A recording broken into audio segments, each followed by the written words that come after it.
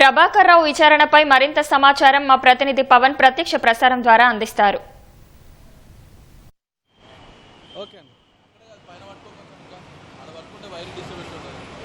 Phone tapping కేసులో కీలక పరిణామం చోటు చేసుకొనుంది.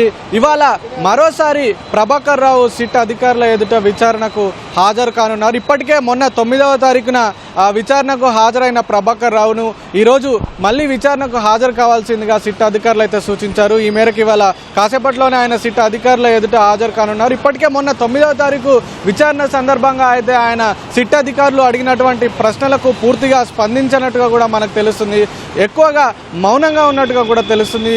పూర్తిగా అంటే ఈ ఫోన్ ట్యాపింగ్ కి సంబంధించి ఇప్పటికే 4 నిందితులను అరెస్టు చేశారు పోలీసులు. వాళ్ళ 4 వాంగ్మూలాలు కూడా నమోదు చేశారు. ఇటు ప్రణీత్ రావు, రాధాకిషన్ రావు, భుజంగ రావు, తిరుపతన్న వీళ్ళందరినీ కూడా ఇప్పటికే అరెస్టు చేసి వాళ్ళ వాంగ్మూలాలను సేకరించారు పోలీసులు. వీళ్ళంతా కూడా ఫోన్ ట్యాపింగ్ లో అప్పుడు ఎస్ఐబి అధిపతిగా ఉన్నటువంటి ప్రభాకర్ రావు ఇచ్చినటువంటి ఆదేశాల మేరకే తాము ఫోన్ ట్యాపింగ్ కు పాల్పడ్డామని ఇప్పటికే వాళ్ళు వాంగ్మూలం ఇచ్చినట్టుగా కూడా తెలుస్తుంది. దాన్ని కూడా పోలీసులు ప్రభాకర్ రావుకు మీ ఆదేశాలతోనే ఫోన్ ట్యాపింగ్ జరిగినట్టుగా కూడా నిందితులు 4 కూడా చెప్పినట్టుగా తెలుస్తుంది. దీనికి మీరేమంటారని చెప్పినప్పుడు మాత్రం ప్రభాకర్ రావు తాను ఆదేశాలు ఇచ్చినట్టు ఎక్కడైనా ఆధారాలు ఉన్నాయా అనేటువంటి రీతిలో ఆయన పోలీసులకు సమాధానం ఇచ్చినట్టుగా కూడా తెలుస్తుంది. అయితే ఈ మొత్తం వ్యవహారానికి సంబంధించి అసలు ఒక స్పెషల్ ఆపరేషన్స్ టార్గెట్గా అంటే ఒక ఎస్ఓటీని ఏర్పాటు చేశారు. ఈ ఎస్ఓటీని ఏర్పాటు చేయడం వెనుకున్నటువంటి లక్ష్యం ఏమిటి, అసలు దాని అవసరం ఏమొచ్చింది, మీకు ఫోన్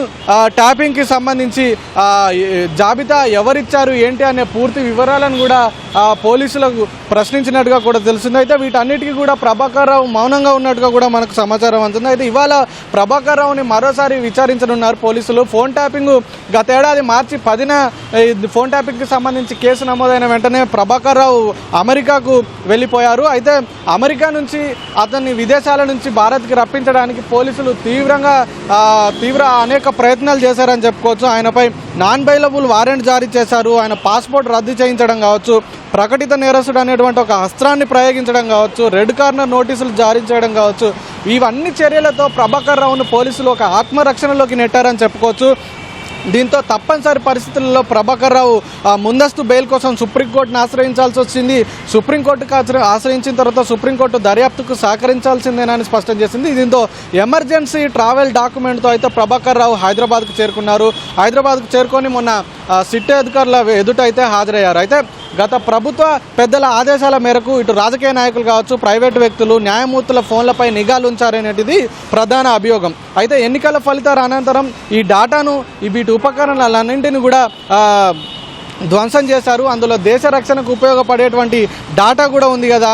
అలాగే ఇందుకు విరుద్ధంగా అంటే సాధారణంగా జనవరిలో కానీ జూలైలో కానీ దీనికి సంబంధించినటువంటి ఈ డేటాను ధ్వంసం చేస్తారు. కానీ ఇందుకు విరుద్ధంగా కాంగ్రెస్ ప్రభుత్వం అధికారంలోకి వచ్చినప్పుడు డిసెంబర్లోనే ఈ హార్డ్ డిస్కులు కావచ్చు, కంప్యూటర్లను కావచ్చు, వీటన్నింటినీ ధ్వంసం చేశారు. ఈ ఆధారాలను రూపుమాపడం వెనుకున్నటువంటి ఆంతర్యం ఏమిటి, ఫోన్ ట్యాపింగ్ ఎవరు ఆదేశాలతో చేశారు ఏంటి అనేటువంటి పూర్తి వివరాలను కూడా పోలీసులు రాబట్టేందుకు యత్నిస్తున్నారు. కానీ ప్రభాకర్ రావు మాత్రం వీటన్నిటికీ మౌనంగా ఉన్నట్టుగా కూడా తెలుస్తుంది. అయితే మొన్న జరిగిన విచారణలో మాత్రం ఆయనను మరింత లోతుగా అయితే పోలీసులు దర్యాప్తు చేయలేదు. ఎందుకంటే ఆయన సుదీర్ఘంగా విదేశాల నుంచి సుదీర్ఘంగా ప్రయాణం చేసి రావడం ఒకటి, అలాగే సరైన విశ్రాంతి లేకపోవడం ఒకటి, అలాగే అనారోగ్య సమస్యలు ఒకటి, వీటన్నిటి కారణంగా కూడా ఆయనకు విరామం ఇస్తూ కూడా పోలీసులు సిట్ అధికారులు అయితే ప్రశ్నలు వేశారు. అయితే ఈరోజు మాత్రం సిట్ అధికారులు ప్రభాకర్ రావు మరింత లోతుగా విచారించే అవకాశం అయితే కనిపిస్తుంది. ఎందుకంటే